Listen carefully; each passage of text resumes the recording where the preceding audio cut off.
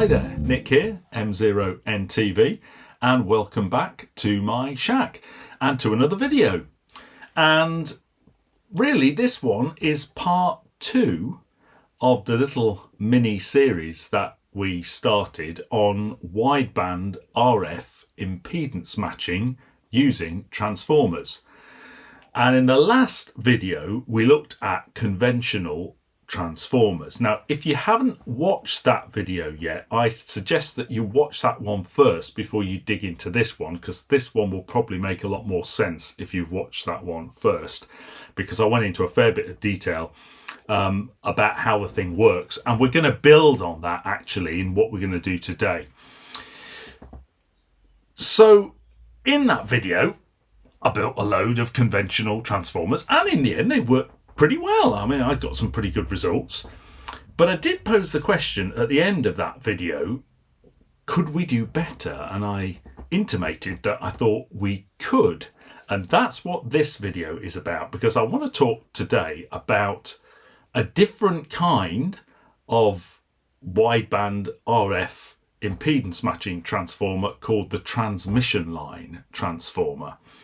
And you know, this is a huge topic and very quickly gets very complicated, so I'm going to try and keep it as simple and as practical as possible, because you know, really the reason that I'm doing this is not because I'm an expert. I'm not an expert. I've done a fair bit of study and I've built a lot of them and tested them, but really I'm offering this because at the end of the day I'd love you to be able to build a few of these and make use of them yourself. Okay, so with that, I hope that you find something useful and interesting here, and as usual I hope that you enjoy. So here we go, transmission line transformers.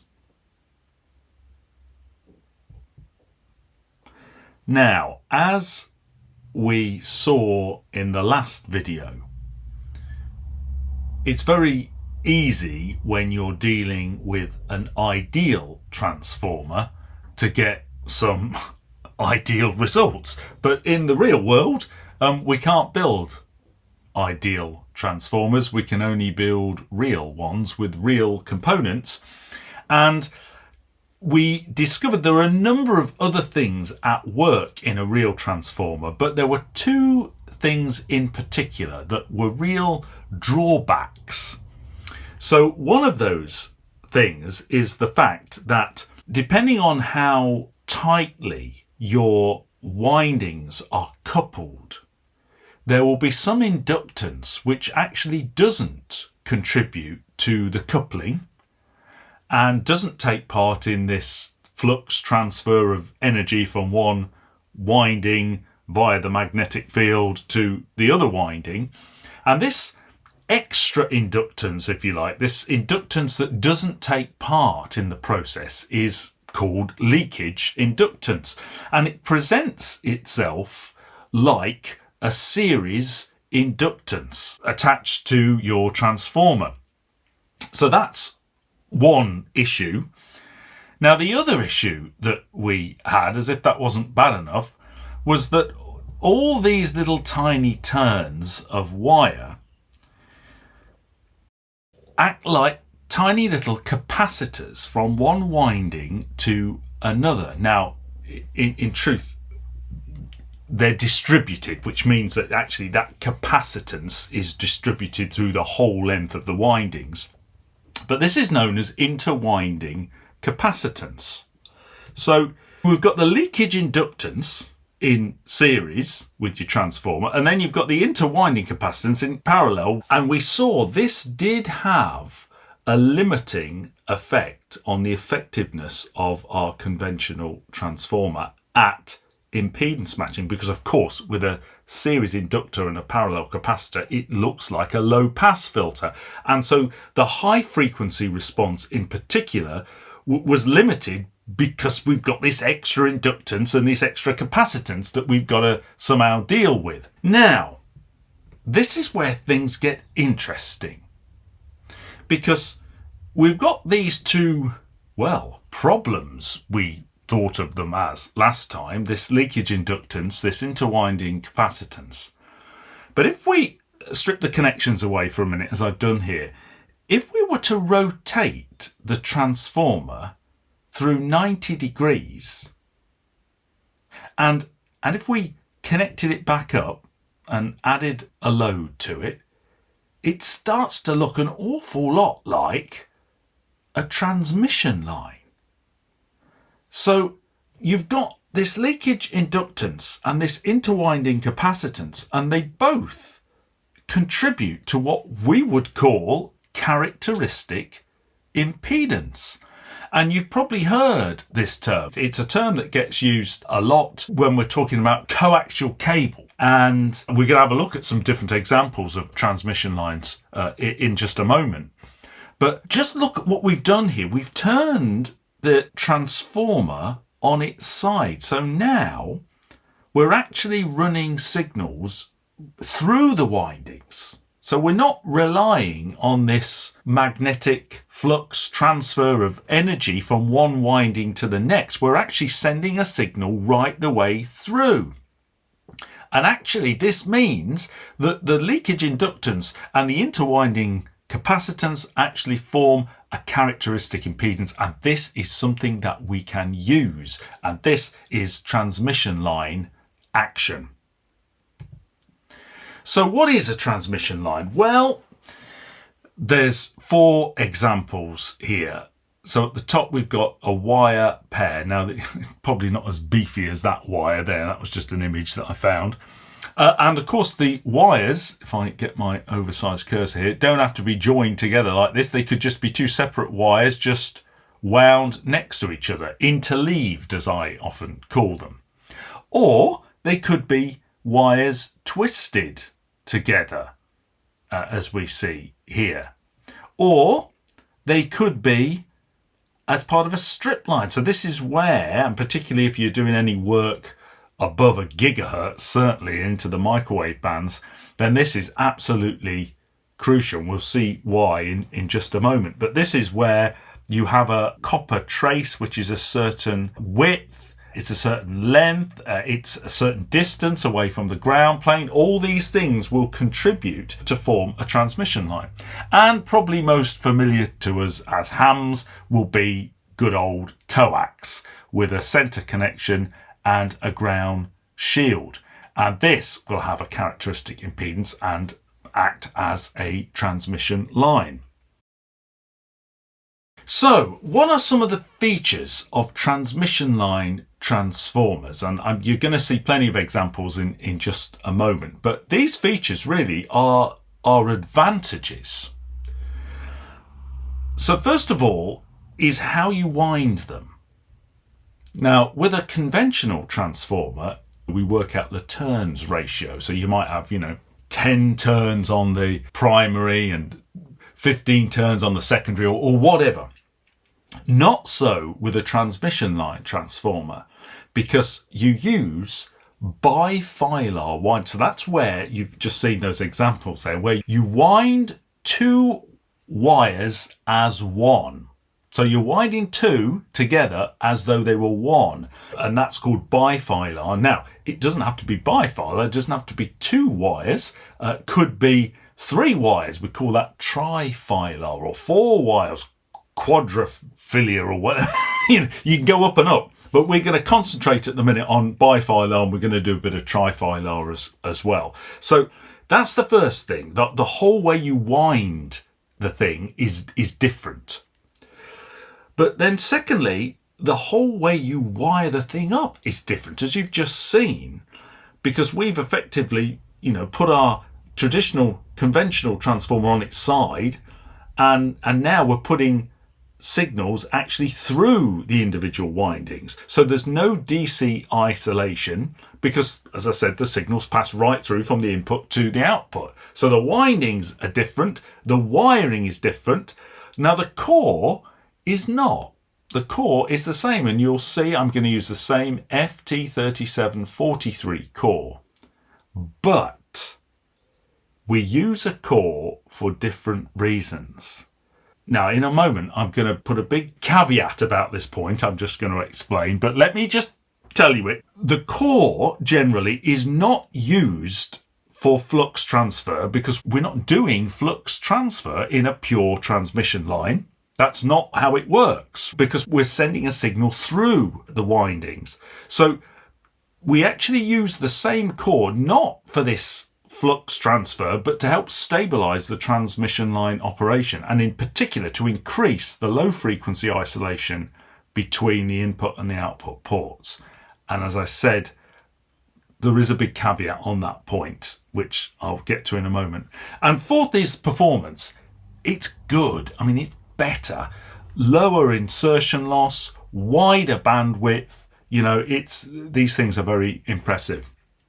Now, transmission line transformers have been around for a long time. Gustav Guanella in 1944, I believe, first published his paper, and you'll see an example in a moment of one of his designs. Following on from that, 1959, Ruthroth published his work, which expanded on Guanella's work. And whereas Guanella was really looking at summing in-phase currents, Ruthroth is actually summing voltages, a direct voltage and a delayed voltage, but we'll look at that. And he was able to do some different things with his. So they've been around for a long time.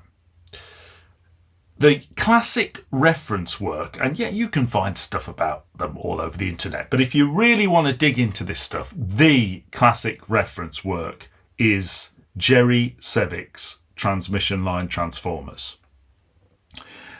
It's hellishly expensive if you want to buy a hard copy. I think the cheapest I could find it in the UK was £71. However, it is possible to locate free PDF versions, particularly for earlier versions. The version I've showed you there is version 5, which was, I think, the latest version. So if you look at the Internet Archive or search for it, you'll find a few pop up. Now, the 5th edition, it's a shame it is so expensive because it is different to the other 4. The first 4 editions, and I have looked at some of the early editions, read more like a kind of manual. So essentially Jerry was showing you one particular kind of transmission line transformer, and then he'd tell you a little bit about how it worked, and then he'd show you a little. And so you kind of got little nuggets of information as you went through. But if you were approaching this from the point of view of not really knowing anything about them and wanting to just understand the basics, it perhaps wasn't the easiest way to kind of dig into it.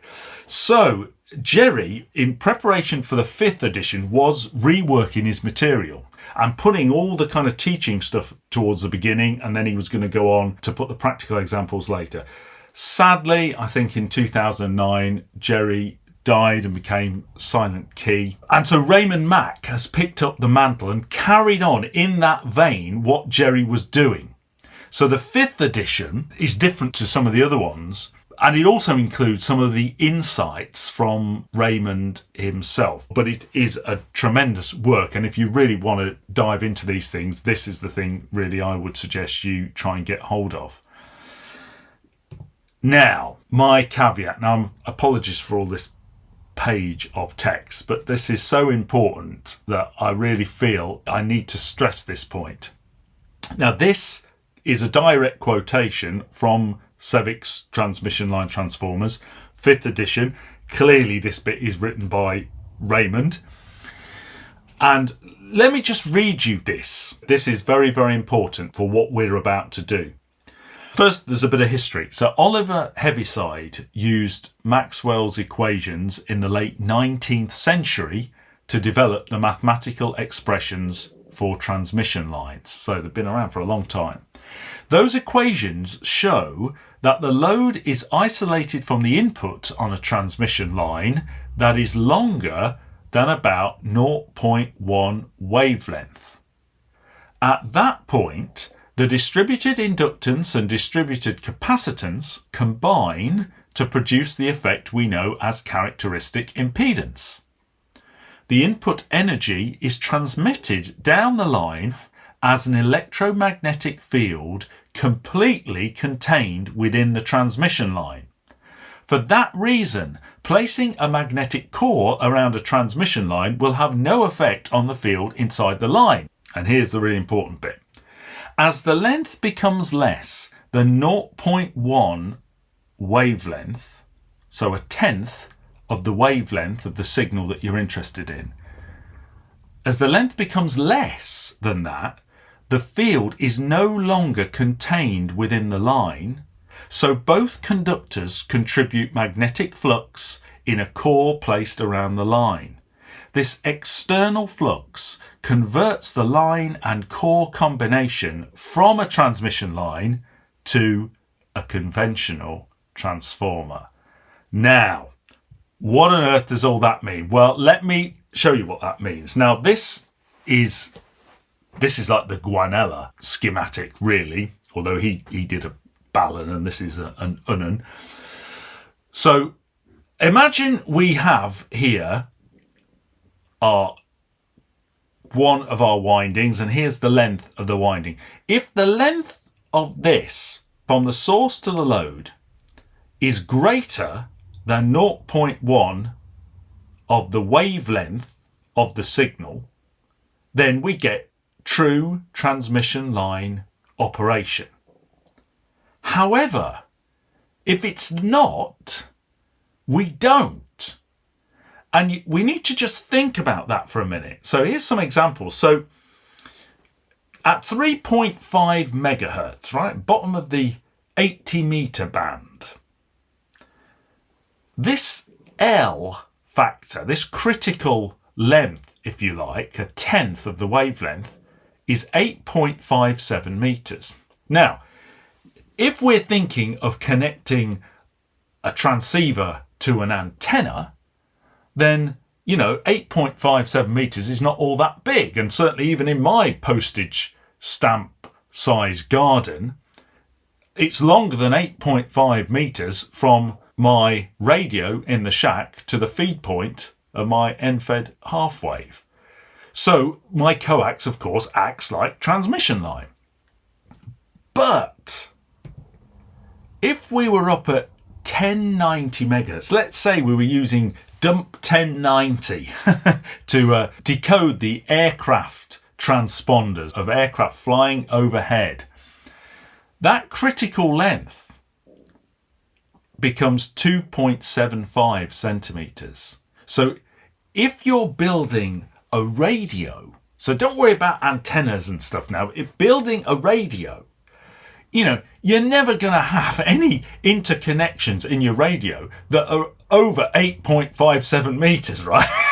You're just not going to be anywhere near that. So if you build a transmission line transformer for this frequency, it's not actually going to operate as a transmission line, right? It's nowhere near the threshold.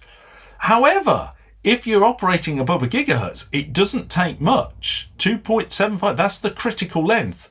And anything over that, whatever your wire is, it will start to act as a transmission line. So you can see as frequency gets higher and higher, it becomes more and more critical. And that's why you have to think about this far more as you go into higher frequencies. But what this means from my point of view, designing this stuff primarily for use on the HF bands, even at the top of the 10 meter band, 30 megahertz, 1/10 of that is 1 meter. Well, I'm not going to use a meter. Even if I'm designing a transformer, I'm coiling it around, I'm not going to use anything like a meter of wire to do that. So although we call these, and I'm calling them transmission line transformers, the truth is, for use in HF radios, the transmission line transformer never really gets to operate as a true transmission line because the wire is just not long enough and the wavelength is too long. Mainly, it operates as a conventional transformer, albeit with all those advantages we looked at, with the different wiring, with the better performance, all those things still hold. And I think the truth is, for most of us operating at HF levels, really a lot of what is going on in our so-called transmission line transformers is actually the same stuff that's going on in a conventional transformer. So really, what I'm saying is what we're producing is a kind of hybrid.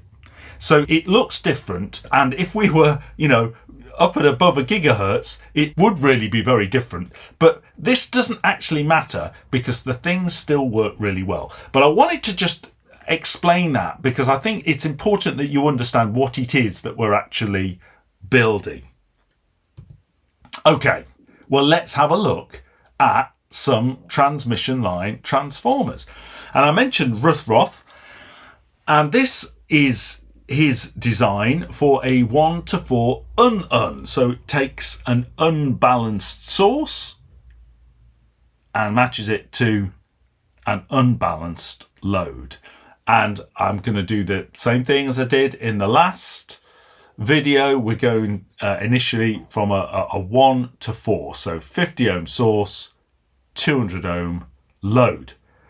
Okay, and you can see what we've got here. We've got one winding here which goes directly from the source to the load, and then we've got another one which kind of comes off here and goes to ground. Note the phasing, right? It doesn't join in here and send this end to ground. It goes all the way around here, right? Okay, now this is going to be important in a moment.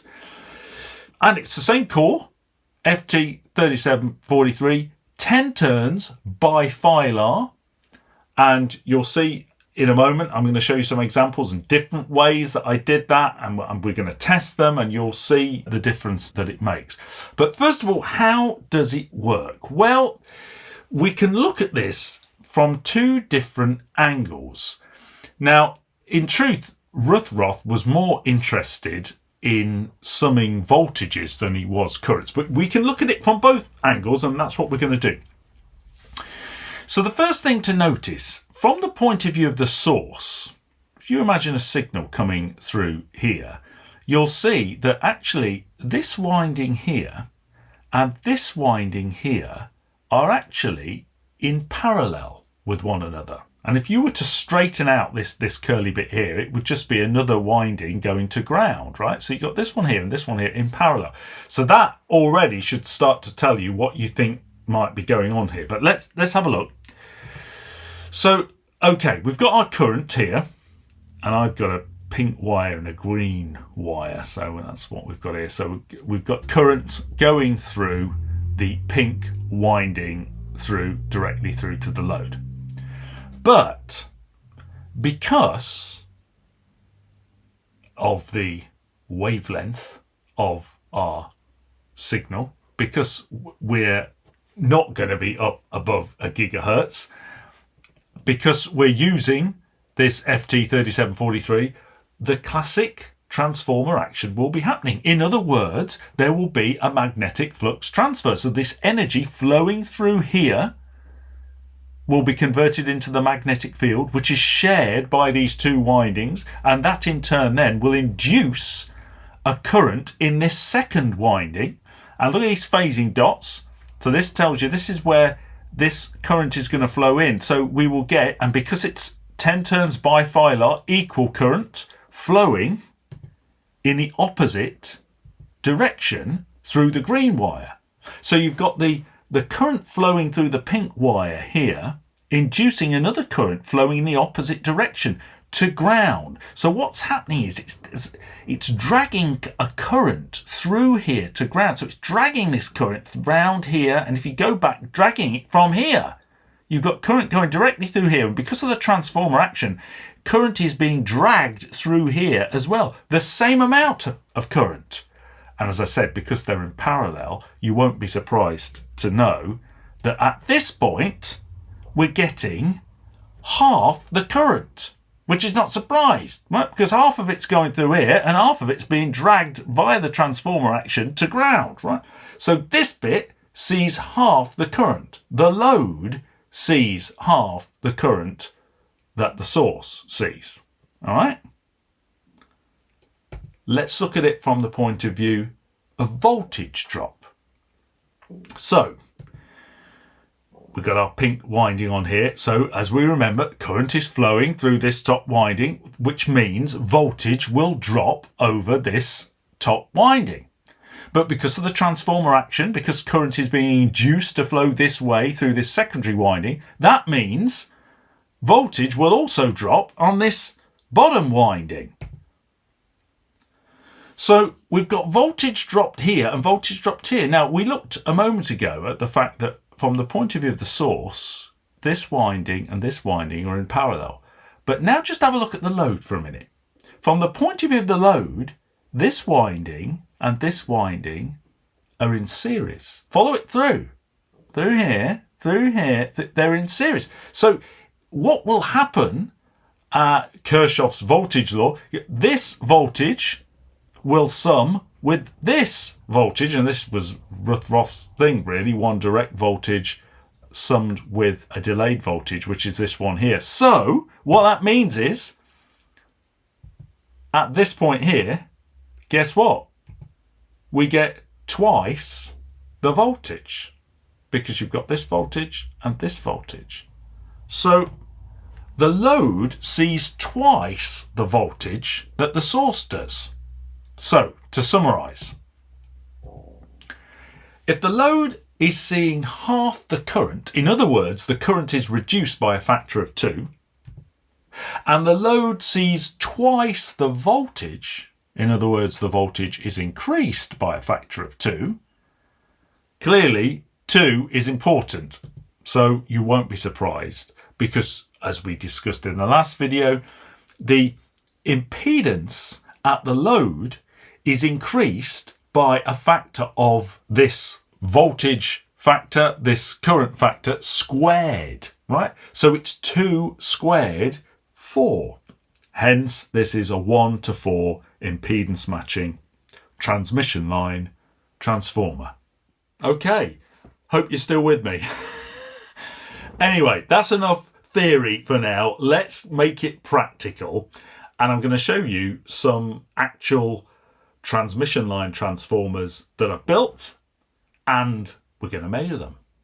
And here is my bifilar wound 4-to-1 impedance matching transmission line transformer, and hopefully you can see there because I've used the green and the pink wire, so it should be pretty easy to see the bifilar winding there. And with thin enough wire that is wound well, so you get those nice tight turns of the bifilar windings, then they fit on that FT3743 just great. So let's have a look at how it performs at doing the impedance transformation. And so for the tests that we're going to do, it's going to be the same as it was for the last video. That is to say, I've got my transformer under test on that little test jig you've just seen, and the 50 ohm SMA will be connected to my nano VNA doing an S11 sweep, and then the nano VNA is connected to one of my Macs, which is running the nano VNA saver software, and this is a screen grab from said software. So just to show you, I have on the Smith chart a circle of constant SWR, which is set at 1.25 to 1. And on the SWR chart, it manifests itself as this line here. And then we're just seeing the reactance over here and the parallel impedance over here. And there are 2 markers, which you can see here and down here. So the red marker is set at 1 megahertz and the green marker is set at, well, just below 30 megahertz, 29.9. And I'm sweeping 49 megahertz from 1 megahertz through to 50 megahertz, and that will be the same on all of these. And as you will see, so we're testing the 4-to-1 impedance matching transformer, and my goodness, is it good. Look at that. Look how low this is. I mean, the whole sweep to 50 megahertz comes in at below this 1 to 1.25 SWR. Really, really good. And you can see that in the Smith chart here. There's just a little bit higher at the low frequency end, but yeah, I mean, look how flat this is. Quite incredible. So very, very effective. So this was the transformer with the twisted wire bifilar. So I twisted those wires together before I wound 10 turns on. But wow, absolutely brilliant. Now, when you're creating bifilar winding, it doesn't mean necessarily twisting enamel coated copper wire together as I did in the last example. You could just use regular wire and put the two turns flat on the core next to one another, and that's what I've chosen to do this time. So this is plastic coated wire. It's very thin wire, and again I've used two different colours, so hopefully you can see the interleaving. If you think I've gone a bit wrong down the bottom here with these two yellows together, it's not actually. It's that this blue wire here was actually lying in between them. This was the bottom blue winding, but it had to be connected over to here, so that's why it looks a little bit amiss. Yeah, so this is another way of doing bifilar, and of course another example of transmission line would be to wind coax around it. Now obviously you'd need a larger core. So this is identical in every way. It's 10 turns of blue, 10 turns of yellow, wired up exactly the same way as the last one. And let's stick this on the Nano VNA and have a look to see how this one performs. Well, if you thought the last one was good, look at this. I mean, whoa. Look at how flat that is. Even when you get to 50 megahertz, that is really, really impressive. And if we look at the parallel impedance, how flat this response is over this 49 megahertz band sweep. I mean, I'm blown away really with how effective these things are. I did tell you the performance was better, and indeed that seems to be borne out. And what's interesting is that this one is even better than the last one. So I got better results by individually interleaving those wires than I did actually twisting the wires together. Now that could have something to do with the number of twists I put in the wire. I suspect it might do. So if I was going to play around with it a bit more, I'd perhaps experiment with not putting quite as many twists in and see whether that would improve the last one. But wow, I mean, the results speak for themselves. Very impressive indeed. And just for completeness sake, I mentioned you could use coaxial cable to make one of these things, so I thought I'd better put my RG174 where my mouth is and do it. Now clearly this is completely impractical for our present purposes. It's far too big and unwieldy, and it looks like a bit of a train wreck. But I just really wanted to do this to demonstrate that it could actually be done. So all I've done is I've just got that 10 turns again, this time of RG174, and I've got the separate windings, if you like, are the center connection and the ground. So you can probably just about see here, I've got the ground from one end going to the center connection of the other, and that's going to the 50 ohm end, and then the center connection's going to the 200 ohm load here, and then the other ground is going to ground. Let's have a look at how it performs. Well, nowhere near as good. It still works. I mean, you know, let's look here. I mean, the top of the 10 meter band, we're still under 1.4 0.44 to 1, which is perfectly respectable, but nowhere near that kind of flatness that we've seen in the last two and in the last one in particular. And you can see clearly here how the performance degrades with frequency. And probably, you know, this is going to be due to the fact that even though I used a larger core, I couldn't get the coax turns as tight to that core as I certainly could with my other wire. So we weren't getting that close coupling as perhaps we might have done with the others. But it can be done. Okay, well, that's all good for 1 to 4 or 4 to 1. But what if you want to match some other ratios?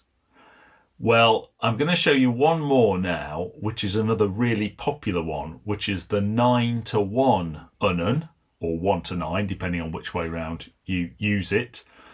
And then we're going to do exactly the same. So I'm going to show you some I built and we're going to test them. So here is the 1 to 9 transmission line transformer. And it looks a bit of a mess here because it's trifilar. So 10 turns of trifilar. So 3 wires wound together as though they were one on that same FT3743 core. And the situation we're going to envisage is going from 50 ohms to 450 ohms. And because it's a bit hard to look at this because of the way that it's drawn, I'm going to redraw this in just a moment. But what I need you to just look at first is what's happening. So we've got our source signal coming in again. It's coming round here and it's coming to this right end of the gold cable, and then the gold winding then is going to come through and through to ground. Then the other part, so it's splitting again, and then the other part is going through here, through the left end of the green winding, out through the right end of the green winding, then coming round here to the left ending of the pink, and then the right ending of the pink goes to the load. So it's going round here. The shortest way to ground is through this gold, and then there's a connection to the green and the pink, which are in series together. Okay. So this is what it looks like if you draw it a little bit differently. Now, I hesitate to do this because sometimes people look at this and think, oh, this is just an auto transformer. And it does look a little bit like an auto transformer, but please remember it's not the same as an auto transformer, because an auto transformer usually is just, well, the clue's in the title, it's one winding, right? It's just one single, so there's no flux transfer. What's it going to transfer to? Right? There's only one winding, right? All it is an auto transformer is a tapped inductor. And so remember, although I've drawn these here like it's one winding, look at these phasing dots. These are 3 separate windings, trifilar, wound together with all that classic transformer action happening.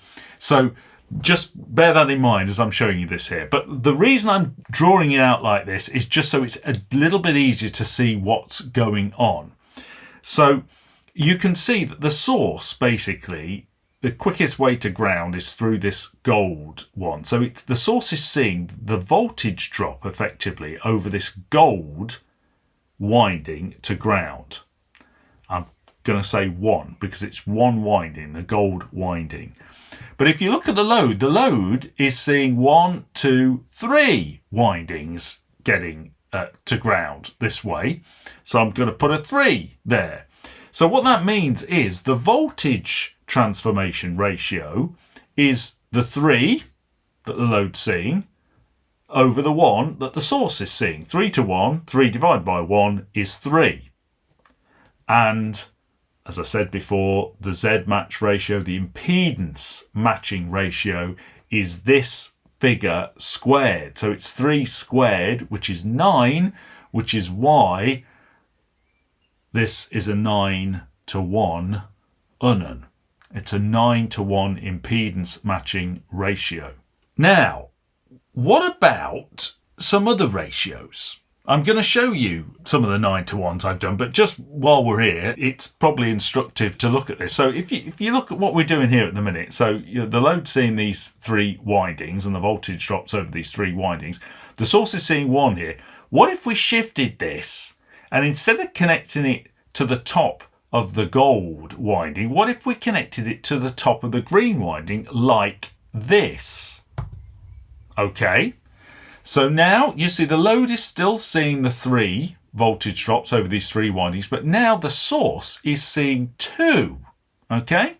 So source is seeing 2, load seeing 3. So what does that do? Well, this means that the voltage ratio now is the 3, but this time to 2. 3 divided by 2, which is 1.5. And again, if we do the same maths, that means the impedance matching ratio is 1.5 squared, which is 2.25. So this actually is a 2.25 to 1 impedance matching transformer. And you can keep doing this. You can keep adding more windings. So you can have 4 windings and tap them off at different places, and you will get different values of matching. Now, where this can be really useful is that I've been thinking in all these examples that the lowest impedance is 50 ohms. So when we did the 4-to-1, it was 50 ohms to 200 ohms. Looking at the 9-to-1, it was 50 ohms to 450 ohms. If we were to do this with a source impedance of 50 ohms, it would be 50 ohms to 112.5. That would be the 2.25 to 1. But remember, you can use them the other way round, which is to say that the 4-to-1 doesn't necessarily have to convert 50 ohms to 200. It can take 12.5 ohms and match that to 50. And the 9-to-1 can take 5.5 ohms and match it to 50. And this one here, the 2.25 to 1, can take 22.2 ohms and match it to 50. And where this could be really useful is where you're in something like a power amplifier and you've got maybe an RF transistor that has a very, very low input and output impedance that you're trying to match to 50 ohms. That's where these things can be really, really useful. And because they're so inherently wideband, it means you can put one of these things in and it's good for the whole of the HF band. So that's why these values are so useful. Right, let's build some and test them. And here is my 9-to-1 unun, which is a trifilar wound transmission line impedance matching transformer. So matching 450 ohms to 50 ohms.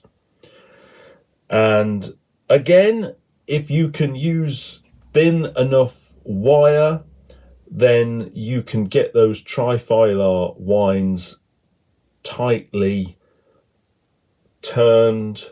And actually, I mean, I've got 10 turns there on that FT3743, but they go on pretty well. And if you're able to use different colours, as I have done here, I've got a kind of blue, a gold and a pink, then that makes the wiring a lot easier because you can see immediately which wire is which and where it's got to go, because it's easy to get confused. And all I did, you'll see, is I just lifted the ground of that 200 ohm resistor and added another 250 ohms to it to make 450 ohms for the load.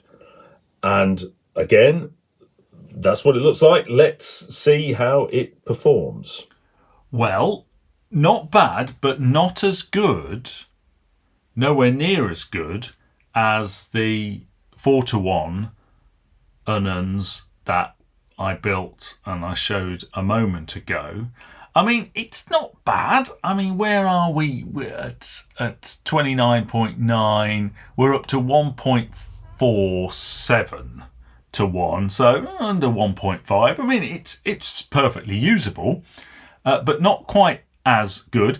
Now, part of that, I think, could be because we're not doing 4 to 1, we're doing 9 to 1, so it's a bit more ambitious. But you see where the issues are, and it's not down the low end. The low end, if anything, is better. But as frequency increases again, that's a bit of an issue.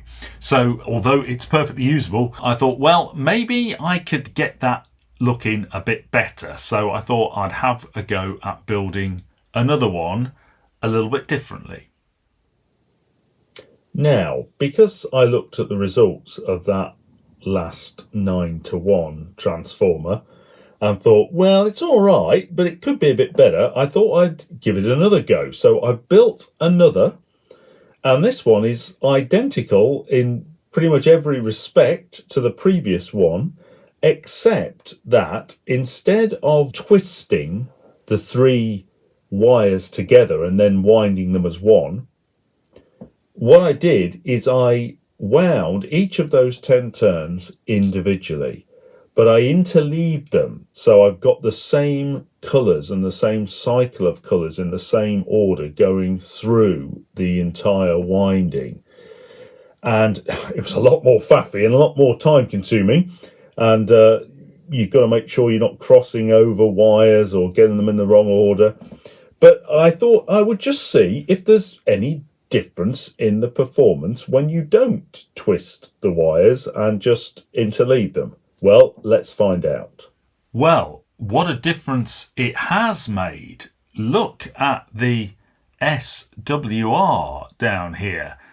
I mean, that's really good. We've still got the good low frequency response, which we had, but also now we've got a much better higher frequency response. And in fact, the whole of that HF band, apart from a tiny little blip at the beginning, is under my 1.25 to 1 SWR. So that clearly makes a difference, and a positive difference. And one final experiment with the 9 to 1 unun. So all I did was I kept the interleaved trifilar windings, but I had 10 windings before, so I took off 3 and I spread the remaining 7 out. I tried to clump them together so they look like 7 separate windings, and spread them out evenly as I could on the core. And I'd be interested to see how well this performs.